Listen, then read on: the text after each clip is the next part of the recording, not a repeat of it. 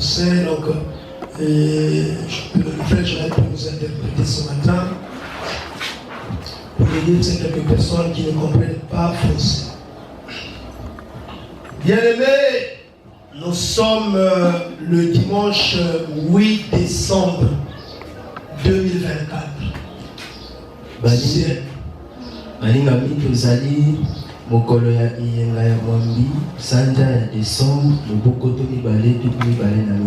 Il n'y a pas longtemps, nous étions en janvier 2024.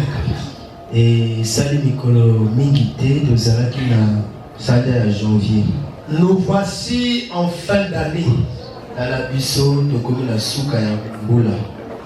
Nous allons bientôt terminer pour quelques-uns le voyage de 2024.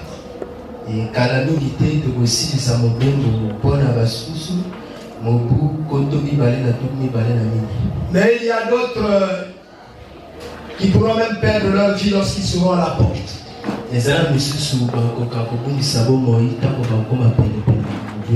Nous devons prier pour que Dieu continue à nous faire grâce. Car tout ce que nous sommes, c'est par la grâce de Dieu. Si nous le croyons, nous disons Amen. Et hier, nous étions au mariage de notre frère Bobo Garcia. Je ne sais, à cause peut-être de la fatigue, il n'est pas là ce matin. Mais peut-être aussi les cérémonies qui ont continué jusqu'à tard la nuit. Et qu'ils soient fatigués. En Dieu seul soit la louange. Bien-aimés, en cette journée du 8 décembre,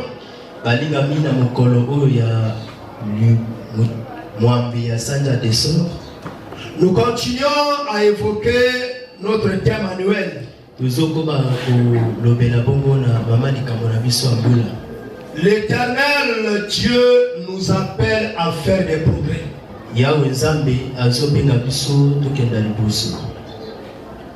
Le sujet que nous allons évoquer ce matin est une interrogation. Qu'est-ce qu'il faut privilégier?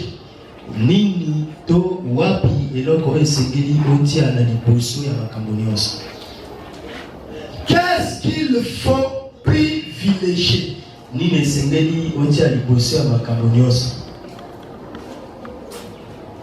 Et pour parler de ce sujet, j'aimerais qu'ensemble nous touchons à Romains chapitre 13.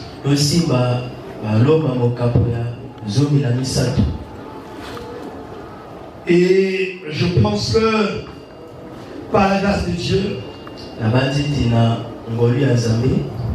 nous commençons par le verset 8 jusqu'au verset 14. Si on pouvait se lever pour honorer la parole de Dieu. Car la parole c'est Jésus-Christ.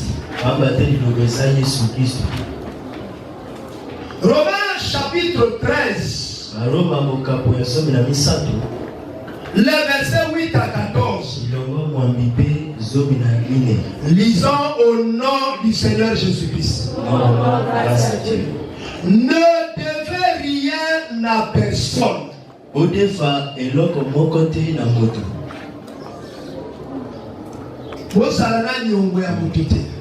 Ne devez rien à personne, si ce n'est de vous aimer les uns les autres.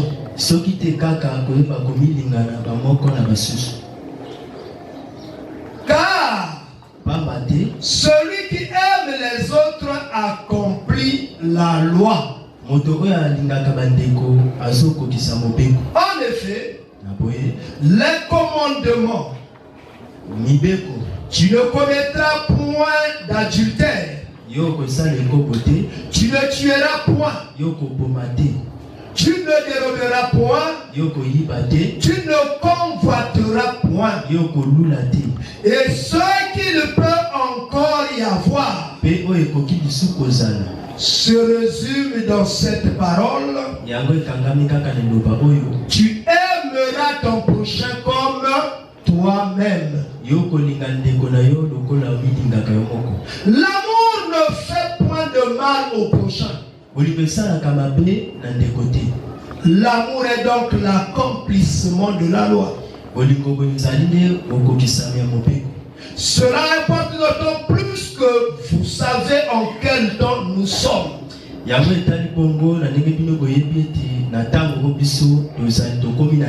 C'est l'heure de vous réveiller en fin du sommeil. Car maintenant le salut est plus près de nous que lorsque nous avons cru. La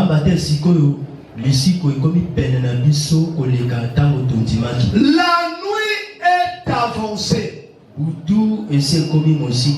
Le jour approche. Le jour approche. Dépouillons-nous des œuvres des ténèbres et revêtons les armes de la lumière. Marchons honnêtement comme en plein jour, loin des excès de l'ivrognerie, de la luxure et de l'impudicité, des querelles et des jalousies. Mais revêtez-vous du Seigneur Jésus-Christ et n'ayez pas soin de la chair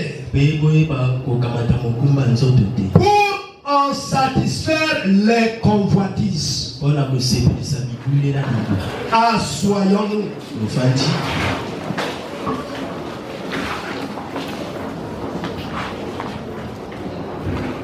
Bien-aimés, qui Dieu a utilisé pour nous parler de cette manière?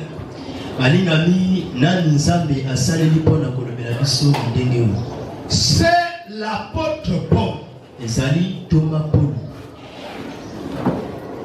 qu'on appelle Saul de Tarse, selon son nom et la ville dans laquelle il était né.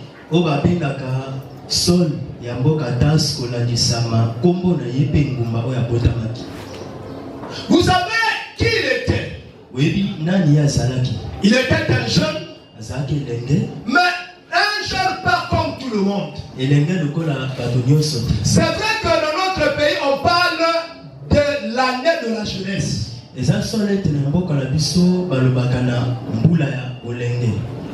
Mais Paul n'avait pas besoin qu'on déclare l'année de la jeunesse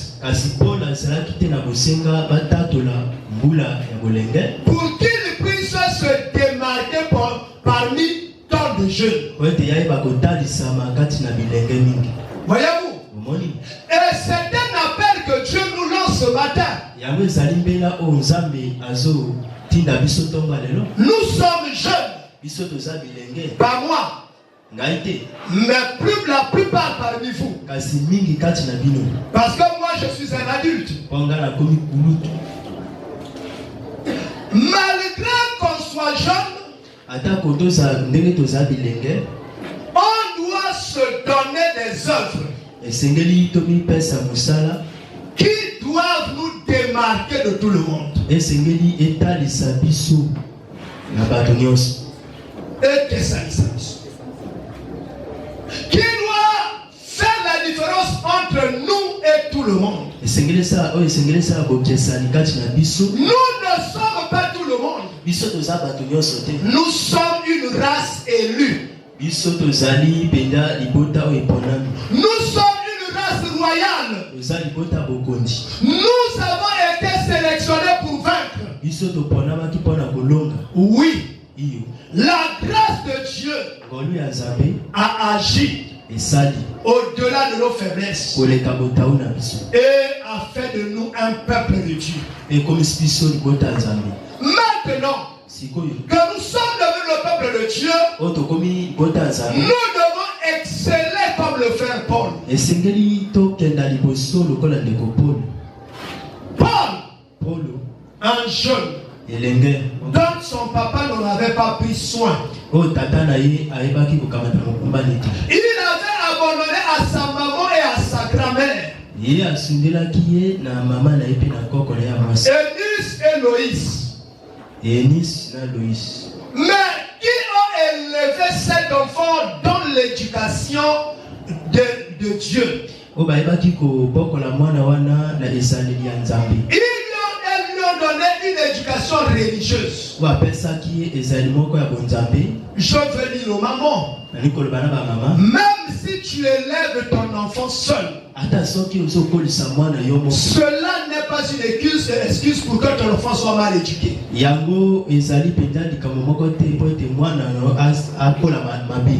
Tu peux faire de lui un enfant qui va se distinguer. À l'image de Saul de Tarse. Ou Paul l'apôtre, à l'image de Timothée plutôt. Oh, comment je dis ça? Oh, je partais déjà vers Saul. Et alors que je parlais de Timothée, n'est-ce pas? Alors, donc je disais que Eunice et Loïs, ce sont les vieux parents, les parents de Paul, de Timothée, qui l'ont élevé en le distinguant parmi plusieurs. Mais en revenant à Paul, qui est Saul de Tarse, il était élevé dans le judaïsme. Il a été enseigné par un grand enseignant qu'on appelle Gamaliel. Et il a suivi pas à pas les enseignements de Gamaliel. Et il s'est distingué parmi plusieurs. Et vous savez comment il défendait sa religion. Comment il défendait sa religion. Ce n'était pas l'église du Seigneur. Ce n'est qu'une religion. Mais il défendait cette religion. Mais qu'en est-il de toi et de moi? Est-ce que nous sommes capables de défendre notre église? Comment on défend une église? C'est en brillant par des mauvaises actions, des bonnes actions. C'est en marchant selon la parole de Dieu. Quels que soient les temps et les circonstances. Quel que soit ce que l'on fait. Quel que soit le milieu dans lequel on va se trouver. On doit vivre conformément à la volonté de Dieu. Et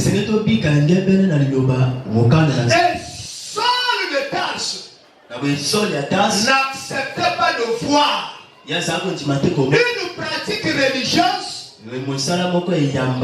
contraire à ce qu'il croyait. Et si bien que lorsqu'il est apparu le christianisme, lui pensait que c'était un mouvement rebelle. Parce qu'il trouvait que le fondement du christianisme n'avait point de commun accord avec la religion juive. Et si bien qu'il s'est lancé Père Manoa dans le combat. Père Manoa, il était dans le combat. Il s'est donné chair et sang. Il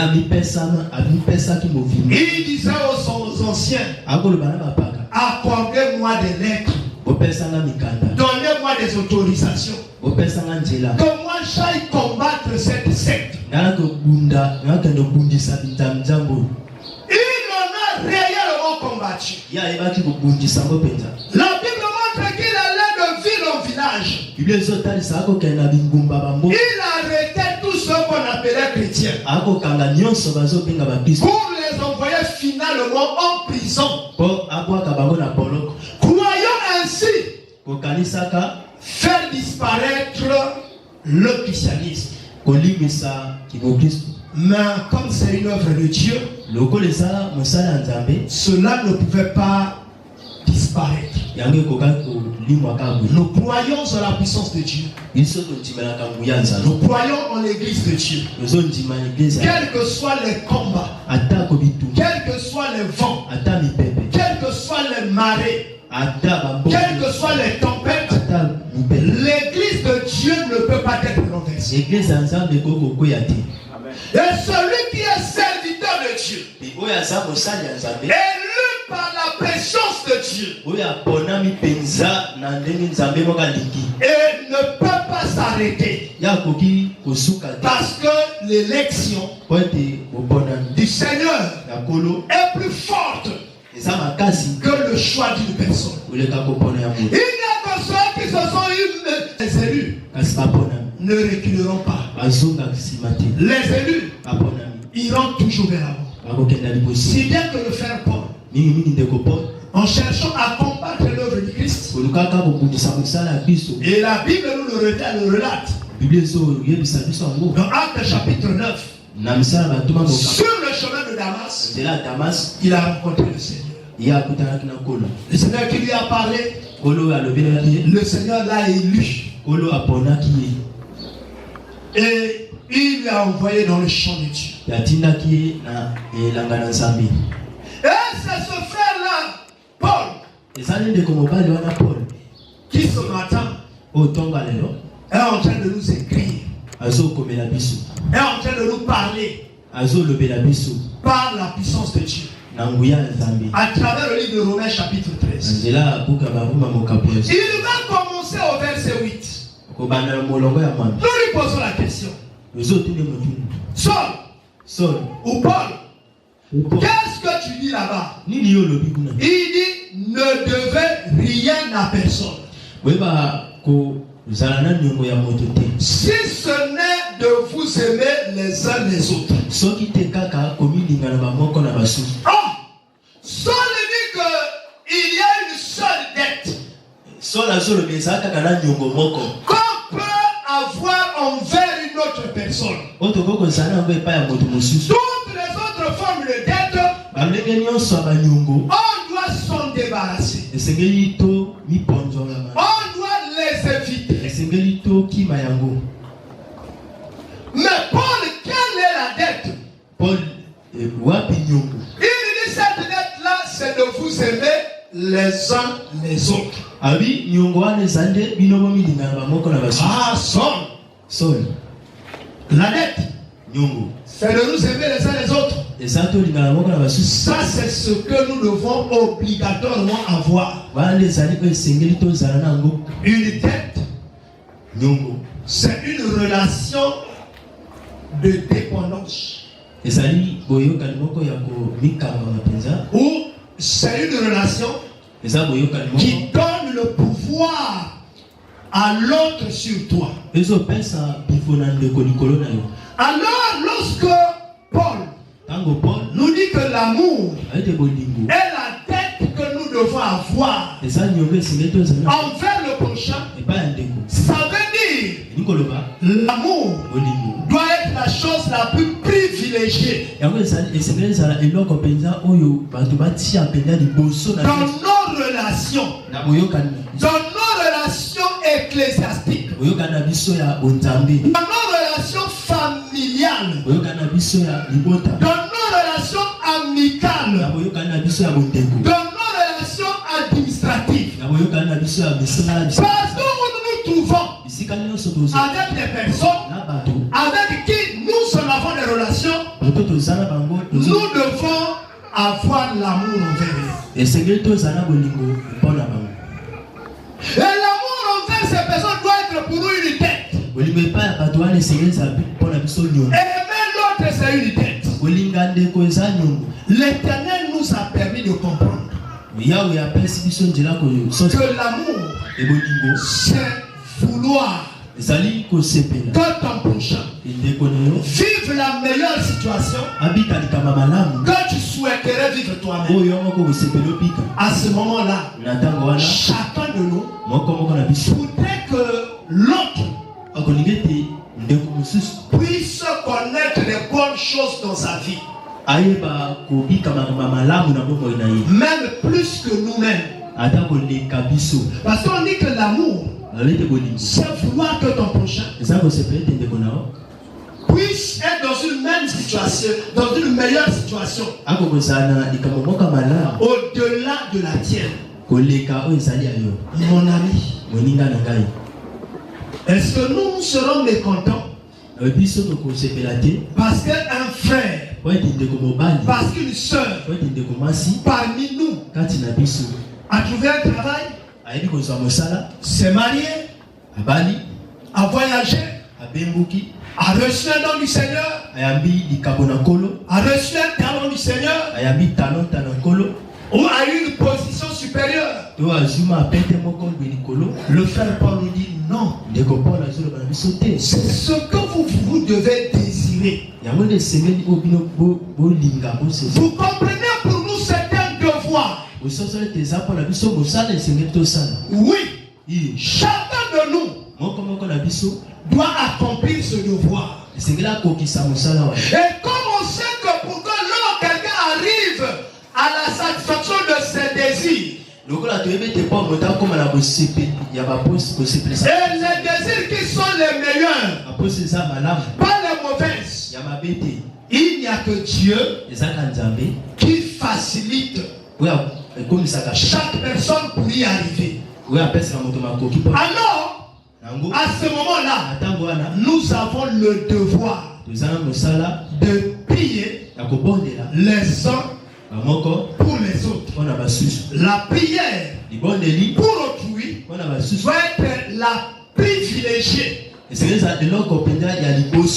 Lorsque tu t'agenouilles, tu ne vas pas commencer à prier pour toi-même. Tu vas commencer à prier pour l'autre. Vous savez, si nous faisons comme ça, et tout le monde aura un intercesseur qui est son prochain. Si moi je prie pour le frère Ishmael, et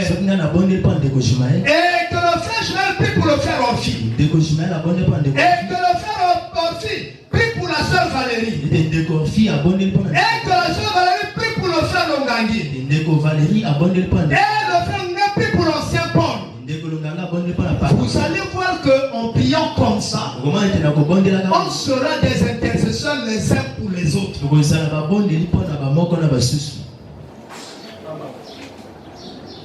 Et lorsqu'on intercède vers Dieu, qu'est-ce que le Psaume 37, le verset 5 nous dit? Oh, c'est vrai. Là, il parle de la personne elle-même. Il recommande ton sort à l'Éternel. Mais en lui ta confiance. Et il agira. Oui. En dehors de la personne elle-même, nous devons être les intercesseurs les uns sur les autres. Pierre s'est retrouvé en prison. Il n'avait pas de liberté. Il a été privé de toute liberté. Mais il y a des autres chrétiens qui se sont mis dans la maison de Marie, qui ont commencé à prier pour que Pierre soit libéré de la prison. Mais quel a été le résultat? Dieu a sorti Pierre de la prison. Et Pierre les a rejoints. Mon ami, que faisons-nous lorsque nous apprenons la nouvelle que telle a telle situation, que telle autre a telle autre situation? Nous arrêtons à nous plaindre, à dire oh pitié, pitié, mais on ne prend pas le temps de prier pour lui, de jeûner pour lui. Vous savez, lorsque nous avons des problèmes nous-mêmes, nous prenons des temps de jeûne. Mais nous devons le faire aussi pour l'autre. Qu'est-ce que le Seigneur n'a pas enseigné à ses disciples? Là-bas dans Jean 13, le verset 34. Laissez-moi lire là-bas pour ne pas enlever un seul mot de la parole. Qu'est-ce que le Seigneur a enseigné à ses disciples? Mais ses disciples, c'est toi et moi. Oh, toi tu te dis non, c'était Pierre.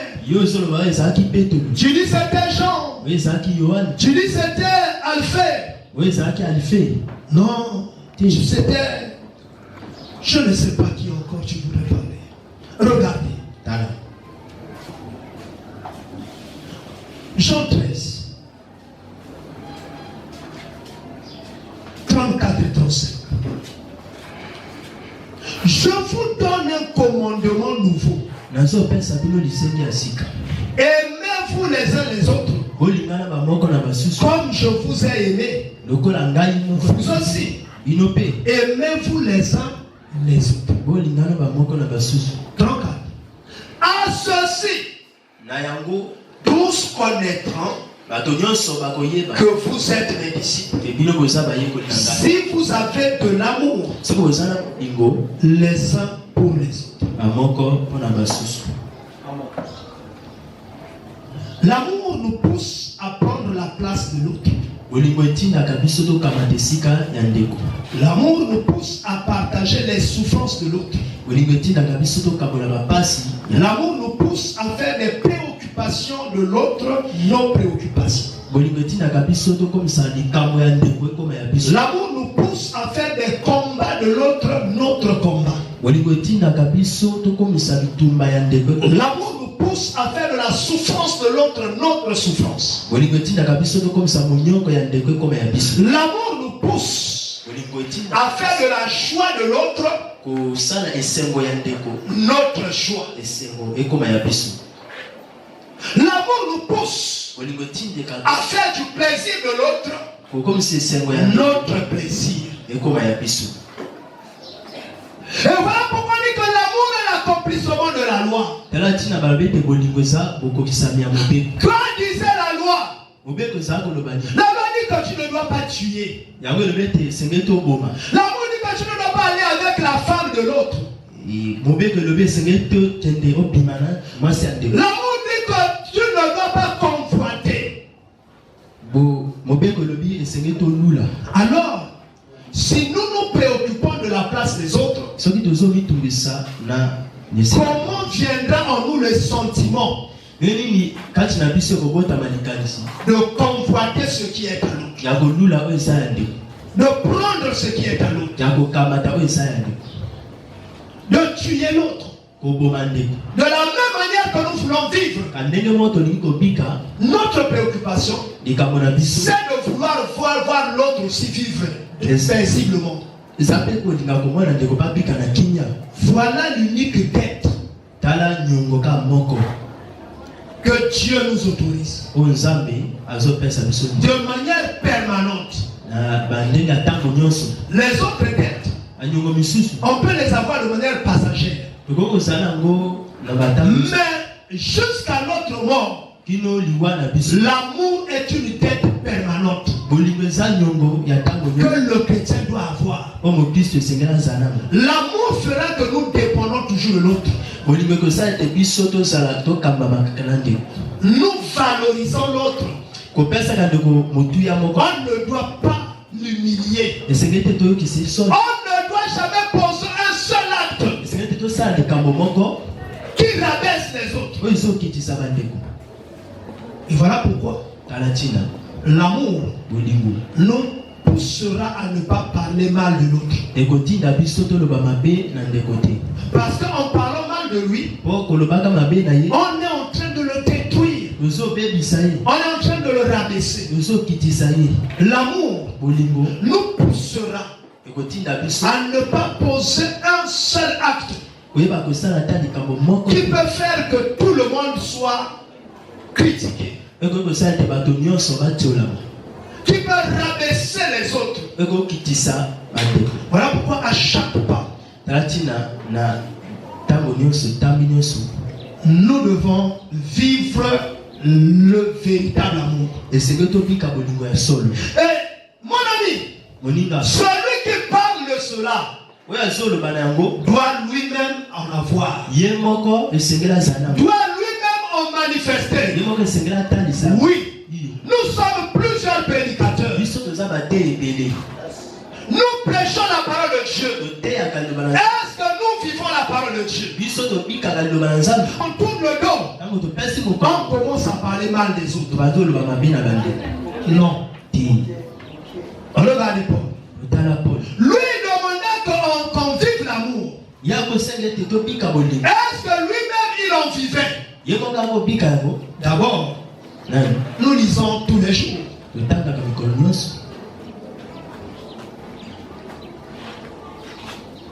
Dans 1 Corinthiens chapitre 11. Laisse-moi lire ça.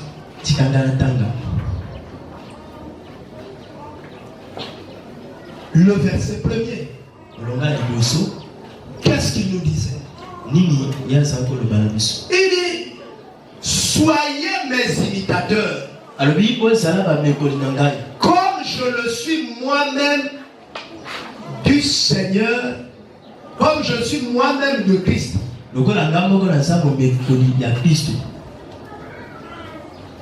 Oh, toi tu diras, mais Paul était imitateur de Christ. Est-ce que Christ avait l'amour? Mon ami, Christ n'avait pas seulement l'amour. Christ était lui-même l'amour. Christ est l'expression même de l'amour de Dieu pour les hommes. Jean 3,16 nous dit, Dieu a tant aimé le monde qu'il a donné son Fils unique, afin que quiconque croit en lui ne périsse point, mais qu'il ait la vie éternelle. Qu'est-ce que vous mettez dans quiconque? Qui vous mettez dans quiconque? Il y a des magiciens, il y a des sorciers, il y a les koulounas, il y a des escrocs, il y a des menteurs. Toutes catégories de personnes, toutes sortes de personnes, quelle que soit leur vie, Dieu a manifesté l'amour envers eux. L'essentiel de cette personne s'engage à suivre le Seigneur, et le Seigneur le rachète. Il le lave et il intègre dans le royaume de Dieu. Vous voyez l'exemple de la croix? Là-bas sur la croix, un voleur qui entendait le Seigneur, qui connaissait qui était le Seigneur, toute sa vie, il n'a jamais fait attention. Il ne s'est jamais repenti. Mais lorsqu'ils sont arrivés au terme de leur vie, crucifiés sur la croix, avant d'expirer, lorsque son collègue a commencé à mal parler du Seigneur, il lui dit, mon ami, toi et moi, nous méritons ce que nous vivons. Nous payons le prix de ce que nous avons fait. Ne crains-tu pas Dieu? Lui n'a rien fait. Mon ami, regardez un voleur, un brigand, un assassin qui peut faire une leçon. Non, qui peut donner une leçon à une autre personne. Mais comment toi et moi, nous n'arrivons pas à donner des leçons à des personnes? Il dit, ne crains-tu pas Dieu? Il reconnaît que toi et moi, nous avons réellement commis des abominations. Il est normal que nous payons le prix de ce que nous avons fait. La Bible dit qu'on ne se moque pas de Dieu. Ce qu'un homme aura semé, il le moissonnera. Il dit c'est normal. Mais lui, qu'est-ce qu'il a fait? Il n'a rien fait qui puisse faire qu'il mérite cette punition. La même qui nous est donnée. Il reconnaissait que Dieu Jésus-Christ était injuste. Il n'avait jamais commis le péché. Il ne payait pas le prix pour lui-même. Il ne payait pour d'autres personnes. Il était sacrifié pour sauver autrui. Et si bien que ça l'a poussé à jeter ses regards vers le Seigneur. Même déjà dans la souffrance, même en fin de vie, il n'a pas dit au Seigneur, ramène-moi à la vie. Fais-moi quitter la croix. Pourquoi je repars de la ville?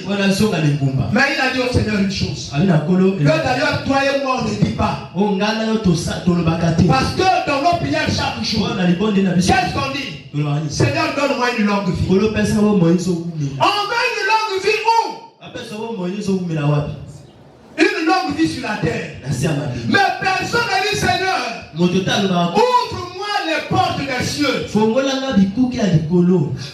moi citoyen du ciel. Vous savez Paul, lorsqu'il s'est rendu compte de la méchanceté de la terre, il voulait partir très vite. Il voulait quitter la terre très vite. Parce qu'il savait que ce qu'il a gagné aujourd'hui, il peut le perdre demain. Les qualités qu'il a gagnées aujourd'hui demain peut devenir des jobs. Voilà pourquoi il disait. Il dit perpétuellement et quotidiennement. J'étais confronté à un combat. Et il le traduit comme ceci. Il dit je fais le mal que je ne veux pas faire. Mais le bien que je veux faire, je n'arrive pas à le faire. Et il dit il y a un combat dans ma chair. Un combat qui le pousse à faire le mal qu'il ne veut pas faire.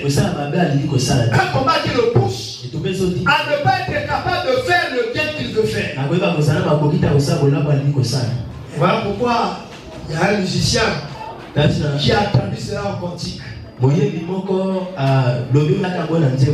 dit ma belle boy kosala yamone na sali kosala buda munalingi kosala solo na kokite. Ça c'était les paroles du frère Paul. En se rendant compte du combat auquel nous sommes exposés au quotidien. Tu peux anéantir même toute la vie sainte que nous avons menée. Je vous parlais ici d'une sœur qui s'est gardée vierge pendant longtemps. Mais par les conseils de son pasteur, est allée se marier avec un occultiste qui avait beaucoup d'argent. Elle a regretté toute sa vie. Il dit j'ai sacrifié toute ma vie pour m'éloigner du péché et que je tombe dans une telle relation. Mon ami, si un chrétien tombe dans une mauvaise relation, tombe dans une mauvaise action, commet quelque chose d'abominable, il doit le retraiter. L'homme sur la croix n'était pas chrétien. Mais il n'a pas demandé au Seigneur de le ramener sur la terre, de le libérer sur la croix. Il dit Seigneur, lorsque tu seras chez ton Père, rappelle-toi de moi. C'est là où je sais que cet homme-là avait écouté la parole. C'est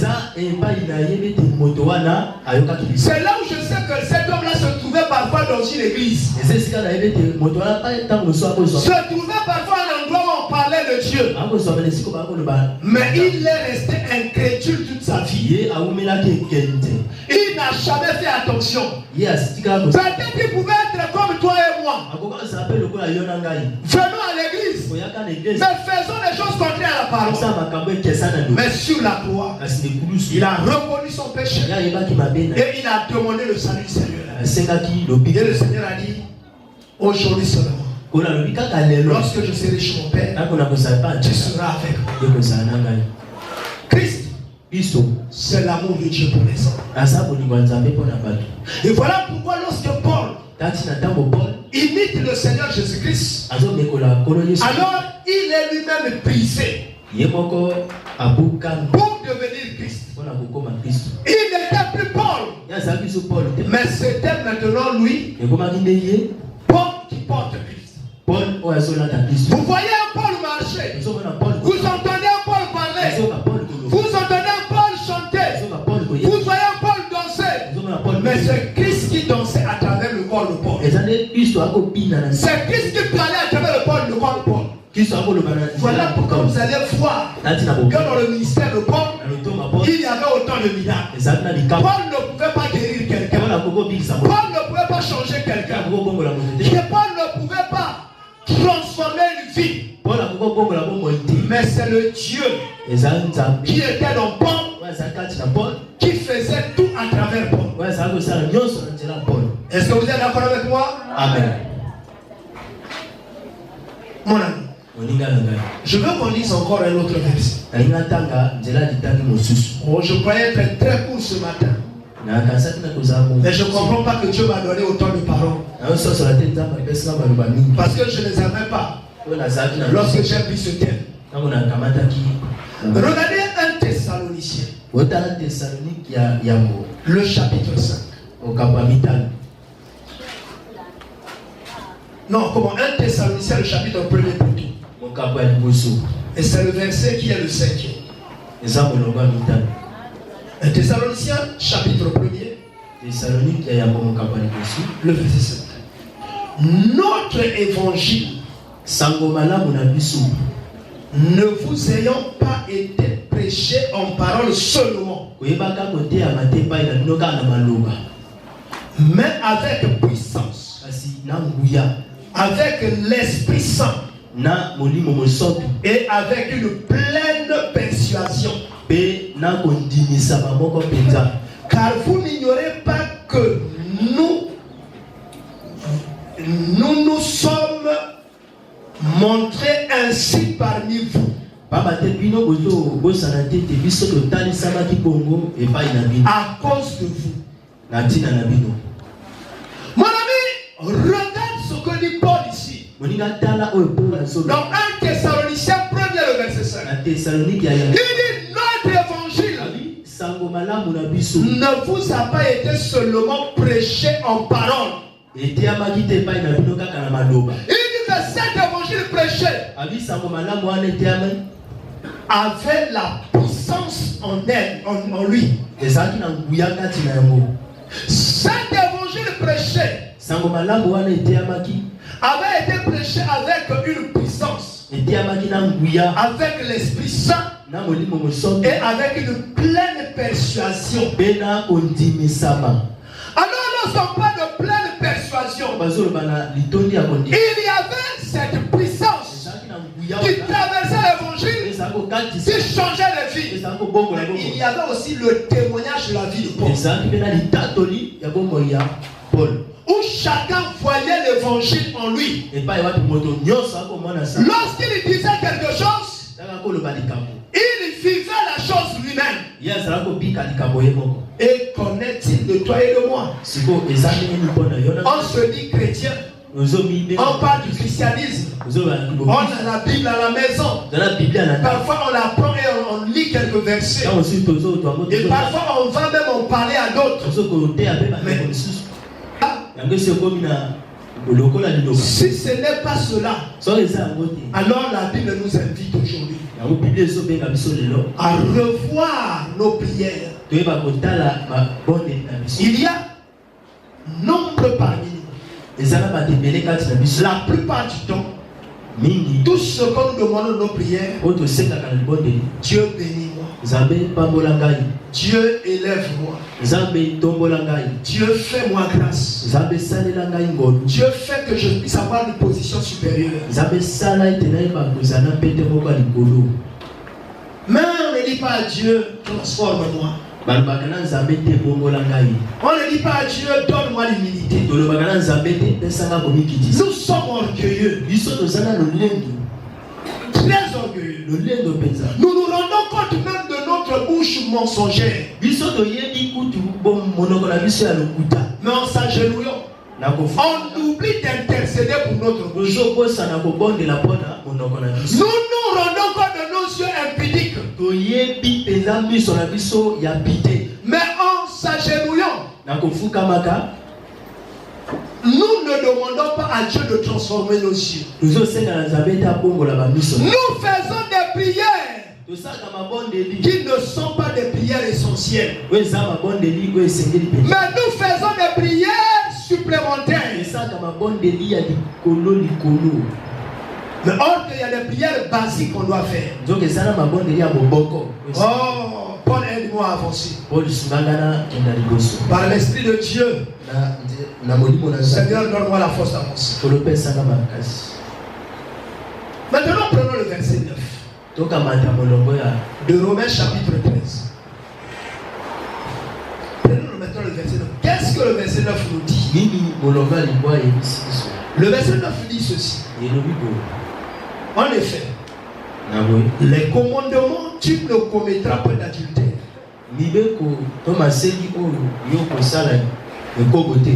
Tu ne tueras point. Tu ne déroberas point.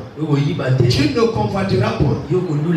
Et ce qu'il peut encore y avoir se résume dans cette parole. Tu aimeras ton prochain comme toi-même. Mon ami, ici les questions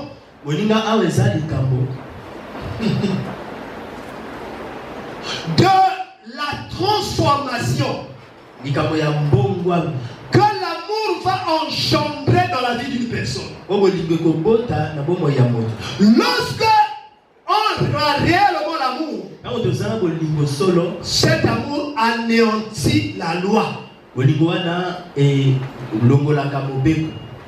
Cet amour fait que la loi ne soit plus pour nous une obligation. Que la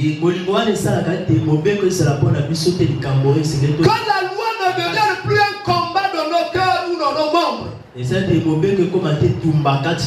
Mais la loi est quelque chose de régénéré. Ou quelque chose de généré, d'engendré par l'amour.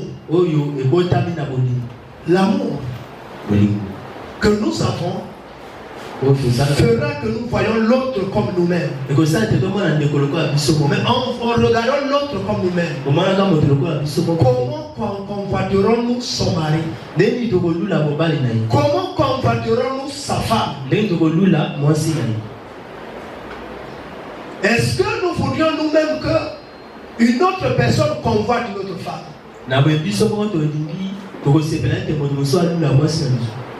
Comment allons-nous tuer pendant que nous-mêmes ne voulons pas qu'on nous tue? À moins qu'on soit animé des mauvais esprits. Si quelqu'un se donne un coup de couteau dans son corps pour se faire tuer, si quelqu'un utilise une méthode pour détruire sa vie, il est possédé par des esprits sataniques. Un homme normal, une personne normal ne peut nullement détruire la vie que Dieu a mis en lui. Impossible. Impossible. Impossible. Parce que la vie ne vient pas de nous. La vie, ce n'est pas un choix. La vie nous a été donnée par grâce. Mon ami, combien d'enfants sont morts le jour que tu es né? Combien? Est-ce que vous pouvez compter le nombre dans le monde? Et je le dis même pendant que toi et moi nous sommes vivants. Combien sont morts seulement aujourd'hui? Toi et moi nous nous retrouvons ici à l'église. Toi et moi nous nous retrouvons ici à l'église. Nous disons que tout est bon. Mais il y a des gens qui viennent de mourir il y a 2 secondes. Il y a des gens qui sont morts par des armes dans un pays. Il y a des gens qui sont engloutis par le déchirement de la terre. Mais quelle grâce d'avoir la vie. Quelle grâce d'avoir encore le souffle de vie. Si on n'est pas possédé par les mauvais esprits, comment ôter cette vie de soi? Alors, et si on a l'amour de Dieu, de la même manière qu'on ne veut pas qu'on ôte la vie en nous, par n'importe quel moyen, on ne voudra jamais faire du mal à l'autre pour lui enlever la vie. Si quelqu'un fait du mal à l'autre pour lui enlever la vie, Dieu ne vit pas en lui. Parce que Dieu est amour. À ce moment, c'est Satan qui est en train de le contrôler. Et vous allez regarder dans Matthieu 19. Oh, je vais lire un morceau. Parce qu'il y a plusieurs textes. Matthieu 19. Et dans Matthieu 19, vous allez voir à partir du verset 16. La Bible dit ceci. Matthieu 19 à partir du verset 16. Et voici un homme s'approcha et dit à Jésus, Maître, que dois-je faire de bon pour avoir la vie éternelle? Il lui répondit, pourquoi m'interroges-tu sur ce qui est bon? Un seul est bon. Si tu veux entrer dans la vie, observe les commandements. Lesquels lui dit-il? Jésus répondit, tu ne tueras point, tu ne commettras point d'adultère, tu ne déroberas point, tu ne diras point de faux témoignages, honore ton père et ta mère, et tu aimeras ton prochain comme toi-même. Vous voulez que je m'arrête là? Est-ce que vous voulez que je lise encore? Le jeune homme lui dit, j'ai observé toutes ces choses. Que me manque-t-il encore?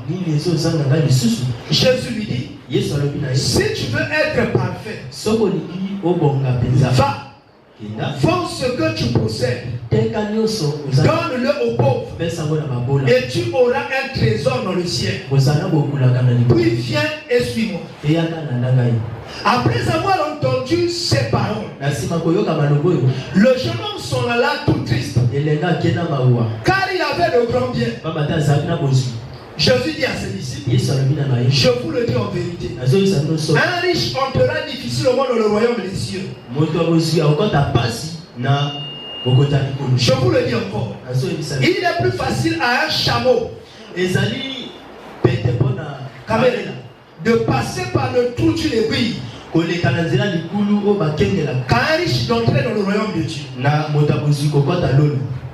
Les disciples ayant entendu cela furent étonnés et dirent, qui peut donc être sauvés. Jésus les regarda et leur dit, aux hommes cela était possible, mais à Dieu tout est possible. Regardez ici dans Matthieu chapitre 19. Il est question des échanges entre le Seigneur et un jeune homme. Il était béni, il avait tout. Il n'avait plus besoin de rien. Mais il entendait parler du royaume des cieux. Et il dit à Jésus, qu'est-ce que je dois faire pour aller dans le ciel? Vous savez, Jésus commence par lui citer les commandements. Vous permettez que je m'arrête d'abord là? Parce qu'il y a quelque chose d'essentiel dans ces commandements que je vous ai cités. La question qu'il a posée au Seigneur, qu'est-ce qu'il doit faire pour aller dans le royaume des cieux ou pour avoir la vie éternelle? Écoutez la réponse du Seigneur. C'est-à-dire, je dis la chose d'une autre manière, mais de la même manière que le Seigneur l'a dit. Il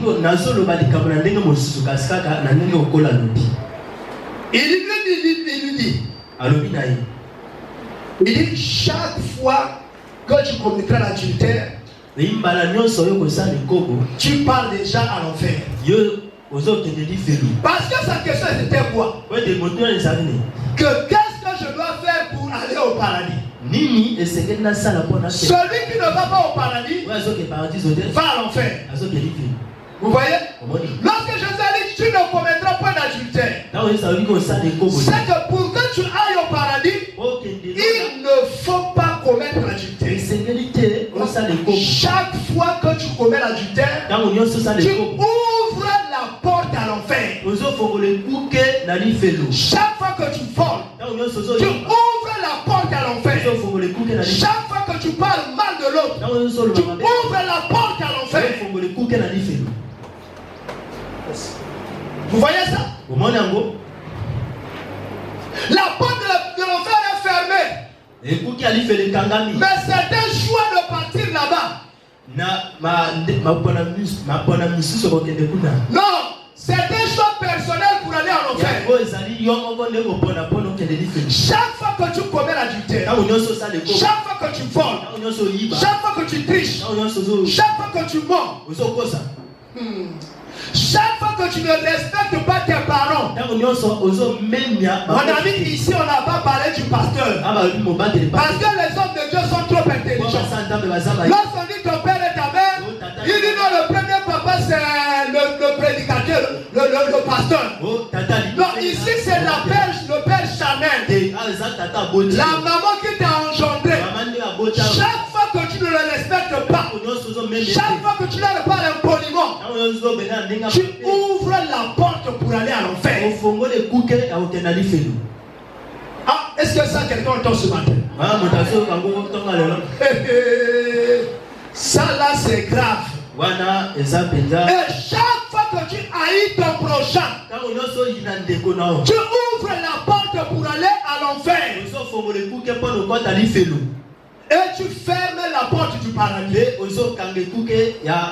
Voyez le dilemme dans lequel on est. Alors Jésus va plus loin. Le jeune homme dit que tout ça je fais. Jésus dit il y a une autre chose que tu ne fais pas. Il dit tu as beaucoup de biens. N'est-ce pas? Il dit si tu veux aller au paradis là, vends tout ça. Donne ça aux pauvres. Et viens suivre-moi. Vous savez pourquoi?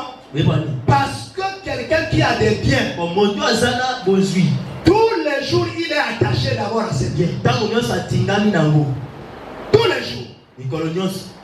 Ses biens font partie de son orgueil. Est-ce que vous savez que l'argent rend les gens orgueilleux? Est-ce que vous savez que voyager rend les gens orgueilleux? Est-ce que vous savez qu'avoir des voitures rend les gens orgueilleux? Mais l'orgueil c'est un péché. Tu deviens impoli. L'impolité c'est un péché. Et celui qui a beaucoup de biens, est toujours attaché à ses biens. Il ne veut pas s'en débarrasser. Vous savez, la Bible dit qu'il est difficile à un riche de rentrer au paradis. Quand un gros chameau comme ça, de passer par le trou d'une aiguille. Vous savez pourquoi? Vous savez, un riche a beaucoup d'angoisse. Je le disais à ma femme. Et je me plaignais même. Je peux me réveiller chez moi. Chaque matin, quelqu'un va toquer à la porte. Oh, pasteur, j'ai tel problème. Pasteur, j'ai mon enfant à l'hôpital. Pasteur, j'ai ma maman qui souffre au village. Et je dis même, Seigneur, mais Seigneur, quel est ce problème? Que tous ces gens-là, chaque matin, celui-là arrive avec un problème. Les gens du quartier. Même parfois, quelqu'un qui ne te connaît pas, il vient, nous avons notre papa mourant à l'hôpital. Il lui manque une ordonnance. On lui a donné tel examen. Vous voyez? Combien de fois moi-même je suis pasteur? Combien de fois je suis prédicateur? Il y a des fois mon cœur est un peu attristé. Que toutes ces personnes-là se lèvent un matin et chacun se présente au portail. Il dit, toi tu viens ouvrir. Il dit, je veux voir papa. Et chaque fois que tu arrives, tu le fais asseoir. Tout ce qui te dit, c'est que j'ai un problème. Et le problème est attaché à l'argent. Vous voyez ça? Et le riche a beaucoup de ces problèmes comme ça. Il est chaque jour confronté à la difficulté. Non seulement que l'argent produit en lui l'orgueil, mais les gens qui lui font pression produisent en lui l'angoisse. Et c'est facile qu'il puisse brûler la parole. Et le riche comme il n'a rien. Dans le pauvre comme il n'a rien. Qui s'intéressera à lui? Il aura moins de pression que le riche.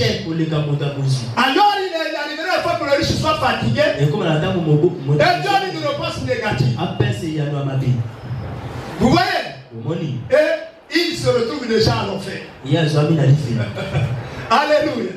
Oh, mon ami, allons finir. Alors, et regardez. Au verset 10 de 1 Thessaloniciens de Romains. Nous repartons là-bas pour terminer. Oh Seigneur, que tu m'as donné plus de paroles. J'en avais moins ce matin. Et Romains chapitre 10. Non, comment nous étions dans Romains 13, n'est-ce pas? C'était Romains 13. Je vais y repartir. C'est le verset qui est le 10e. Romains 13, le verset 10. Regardez ce qui est écrit pour que j'en termine. Il dit ceci. L'amour ne fait point de mal au prochain. L'amour est donc l'accomplissement de la loi. Je veux m'arrêter là d'abord. Mon ami, si on avait l'amour, si nous là on en avait, personne ne se permettrait de poser un seul acte qui fera du mal à l'autre. On se poserait chaque jour la question.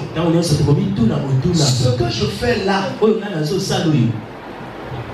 quelle sera la réaction de la sœur Daclèche? Lorsque je parle de la sœur Lina de cette manière, et lorsqu'elle aura appris ça, comment elle réagira?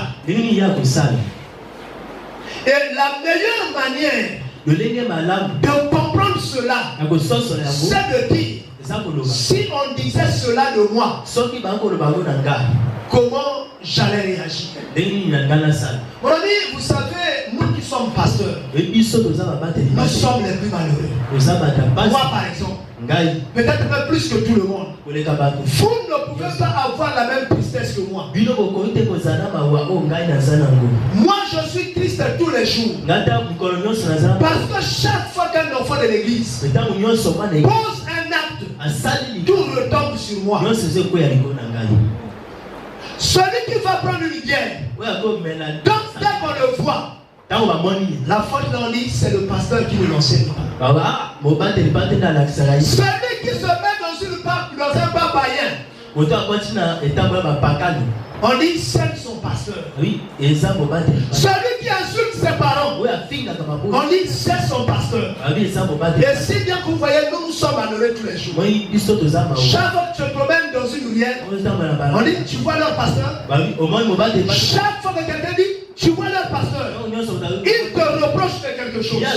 Parce qu'il y a un de tes enfants qui a posé un acte qui n'est pas chrétien. Et la faute c'est toujours toi. Et à la fin on dit c'est lui le faux pasteur. Vous voyez? Oh vous me dites, oh l'église ne marche pas, l'église comme ceci.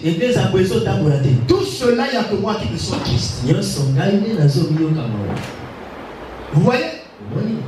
Dans une maison, chaque fois que les enfants sont malades, chaque fois qu'il y a la famille, chaque fois qu'il y a un problème, le papa, s'il est responsable, c'est l'homme le plus malheureux. Il n'y a que des papas irresponsables qui disent aux enfants allez voir votre maman. Non. La maman lui-même, il est sous la coupe du mari. Et les enfants et il y a des papas qui ne sont pas responsables, qui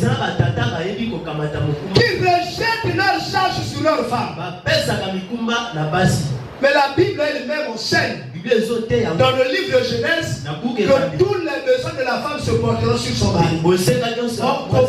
Comment tu veux que c'est moi qui achète le pain, c'est moi qui achète le vernis, mais maintenant aussi voir tes parents. Et il y a des gens qui se marient parce que le parent de sa femme a une position. Ça c'est le mariage d'intérêt. Ne vous mariez jamais par intérêt. Vous serez malheureux. Oh, je vais marier la fille d'un tel parce que son papa est de telle position, parce que sa maman c'est une grande commerçante. Et comme ça, chaque fois qu'on montera chez nous, on ira demander là-bas. Oh, je vais marier tel homme parce que c'est un général. Non. Oh, chaque fois que je ferai ma boutique, je ne paierai pas l'impôt. Mais le jour où il sera retraité, il faut que la boutique rentre aussi en retraite. Alléluia. Amen. Vous comprenez? Si vous êtes papa, prenez vos responsabilités. Alléluia. Amen. Mes amis, nous on est les plus malheureux. Tout ce que commettent nos enfants tombe sur nous. Même les papas physiques. Si ton enfant va dans la rue, insulte quelqu'un, on dit ça c'est ton papa. Parce qu'il n'a pas pu t'éduquer. Vous voyez? Donc les papas doivent faire très attention. Et donc j'étais en train de lire ce verset 10 là pour montrer ce que l'amour fait envers l'autre. L'amour ne commet jamais un seul acte qui fait du mal à l'autre. Lorsque nous devons savoir que nous sommes déjà possédés par Satan. Lorsque je suis en train de poser un acte et que le temps tombe sur l'autre, Satan m'a influencé. Je dois m'agenouiller. C'est une révélation. Je dois commencer à prier. Quel est l'esprit qui m'a poussé à faire ceci? Et terminons par le verset 11. Romains 13, le verset 11. Terminons par ça. Et je vais commencer par le 11. Cela importe d'autant plus que vous savez en quel temps nous sommes.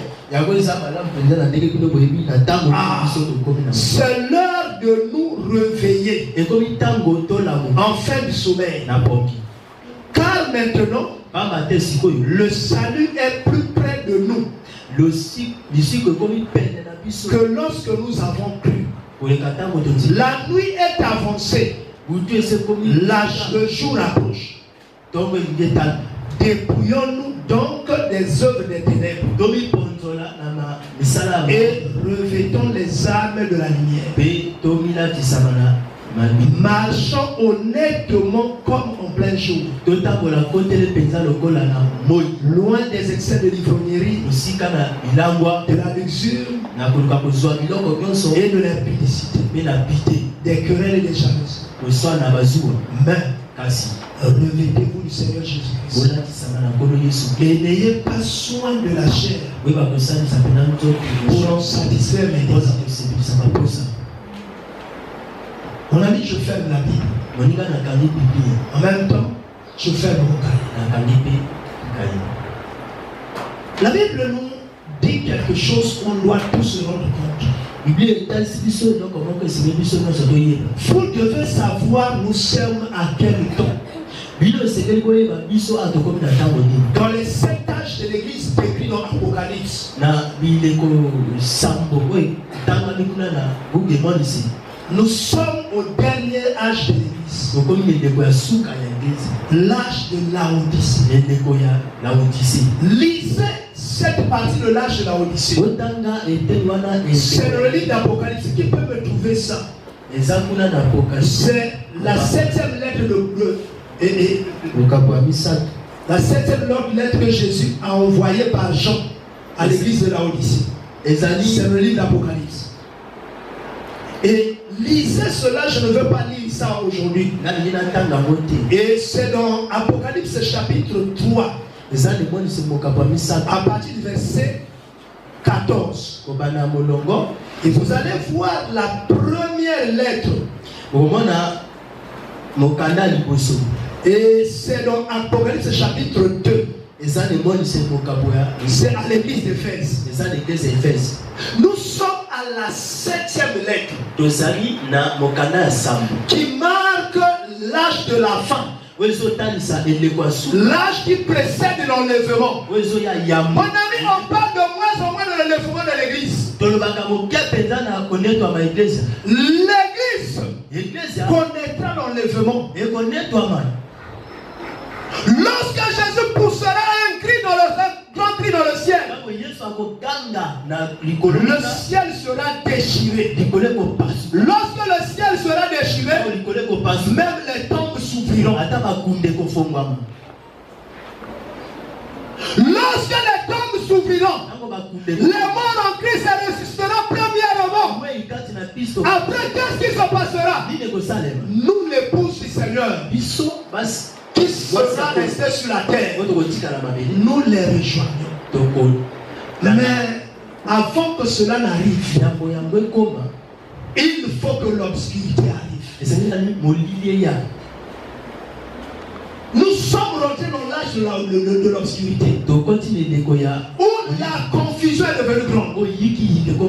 Regardez seulement les femmes. Regardez seulement la femme.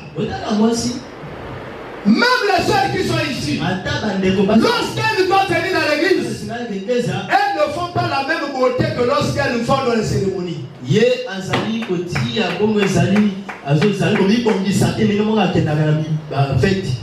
En venant ici, elles veulent être naturelles. Mais allez alors nous voir dans les cérémonies. Lorsque hier, je suis allé au mariage de notre frère Kachi, j'ai essayé de regarder les dames. Tout le monde était brune. J'ai oublié même la femme congolaise. Je me demandais s'il y en avait encore. Parce que toutes les femmes étaient blanches. Alléluia. Alléluia. Il n'y avait pas que la figure qui avait été maquillée.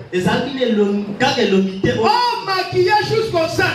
Et le sein était dehors. Si je mens, que Dieu me prenne. Mais aujourd'hui, dans notre âge, la femme n'a plus honte d'exposer les seins. La femme n'a plus honte d'exposer les seins. Lisez le temps. Nous sommes au temps de la confusion. Où la séduction est devenue plus grande. Où moins de personnes resteront debout. Où moins de personnes resteront dans la foi. Où moins de prédicateurs resteront sincères. Il y aura des gens qui prêcheront avec puissance, avec exactitude. Mais vivons dans les ténèbres. Alléluia. Vivons dans les ténèbres. Il prêche le matin. Le soir, il est comme un pharisien.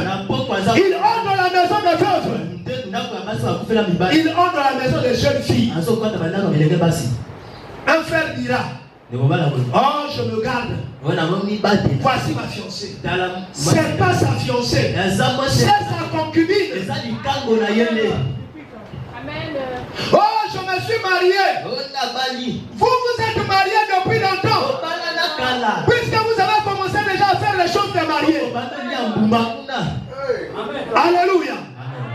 Le mensonge a rempli nos lèvres. On monte sur la chair. On n'a plus peur de Dieu. On parle des choses qui nous condamnent. Mais on a le courage. Alléluia. Amen. Voilà pourquoi une fois j'avais dit ici à la chair: Seigneur, que tous les frères et que toutes les sœurs qui font la chose en cachette tombent dans la grossesse. Que les frères engrossissent les femmes.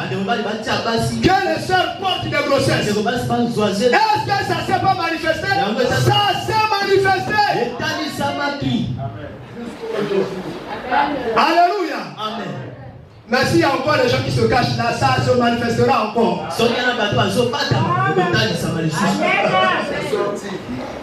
Alléluia.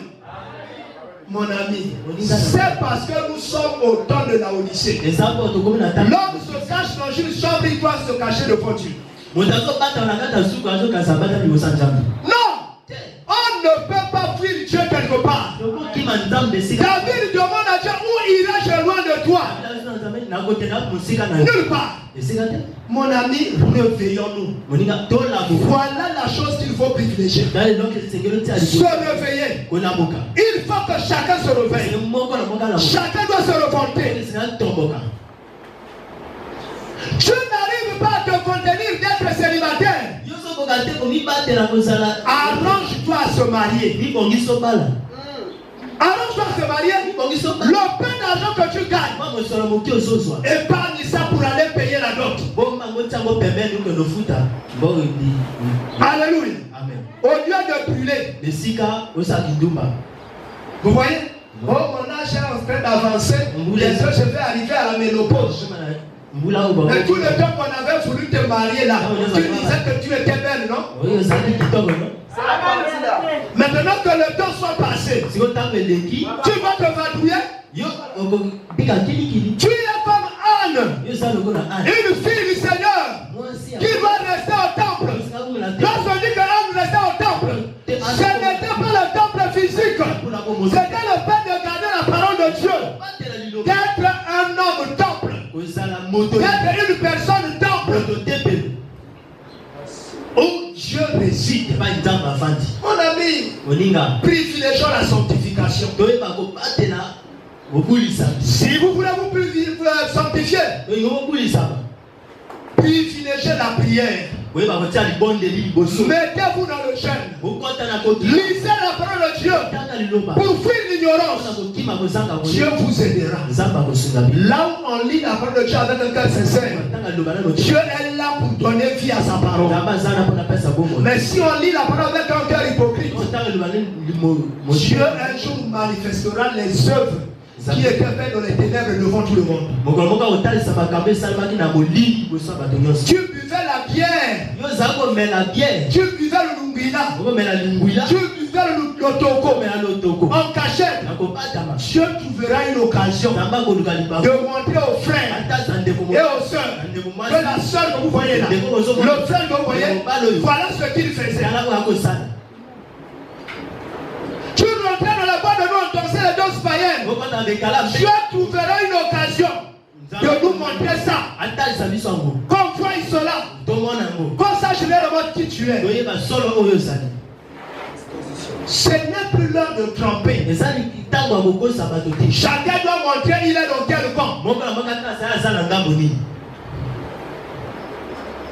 Parce que si tu essaies de faire, comment je pourrais dire, de tromper la vigilance de tout le monde, tu es le plus malheureux. Parce que tu as ouvert la porte de l'enfer. Et tu as fermé la porte du paradis. Or que tu étais destiné au paradis. Mon ami, Dieu nous aide. La nuit est avancée. Bientôt le jour va apparaître. Vivons sincèrement. Purifions nos mains. Purifions nos cœurs. Tu peux simplement fermer les yeux. Seigneur notre Dieu.